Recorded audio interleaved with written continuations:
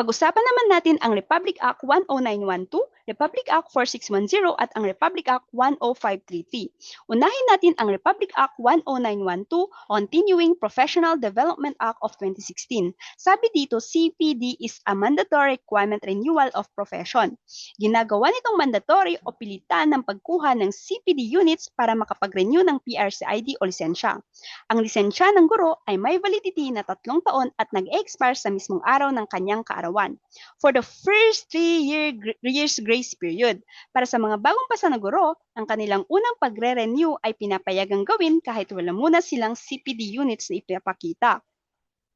Ano naman ang 15 credit units? Sa kasalukuyan, 15 credit units na lang ang pangkalahatang kailangan para sa renewal. Pero sa usaping transition period, 45 units regardless of the transition period. Ito ang orihinal na kailangan kapag lumipas na o labas na sa transition period. Ang 15 units naman, ito naman ang pinapatupad na mas pinababang requirement habang nasa ilalim pa ng transition period para hindi masyadong mabigatan ang mga guro.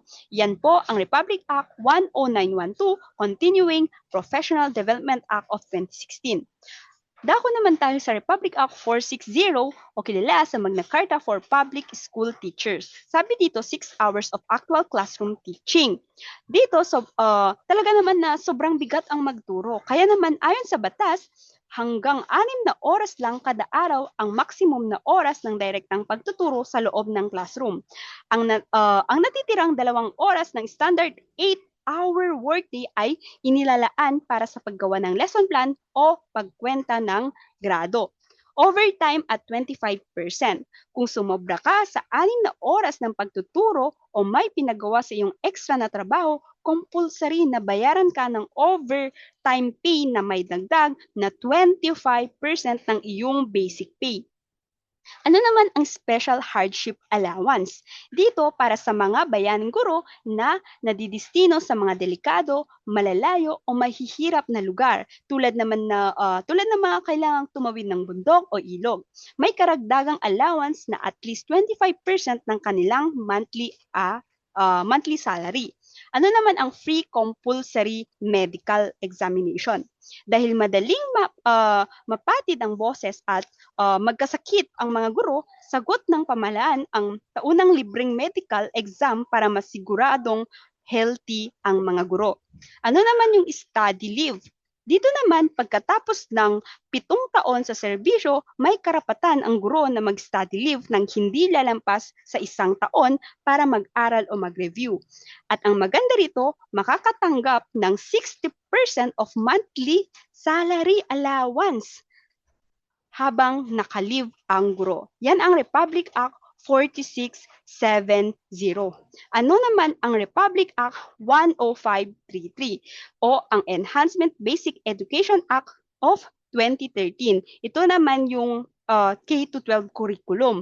Kung dati ay pwedeng dumiretso agad na sa grade 1 ang bata, sa batas na ito, ang kindergarten ay naging compulsory o mandatory preparatory education.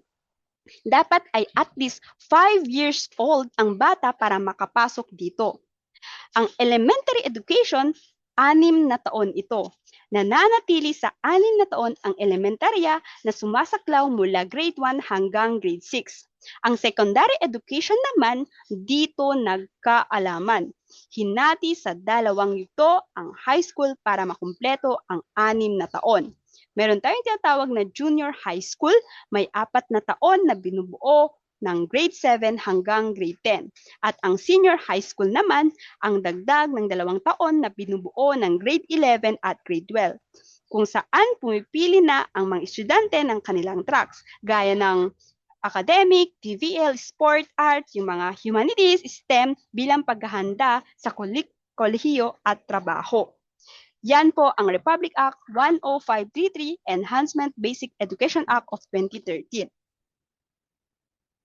Yan po ang Republic Act 10912, Republic Act 4610 at Republic Act 10533.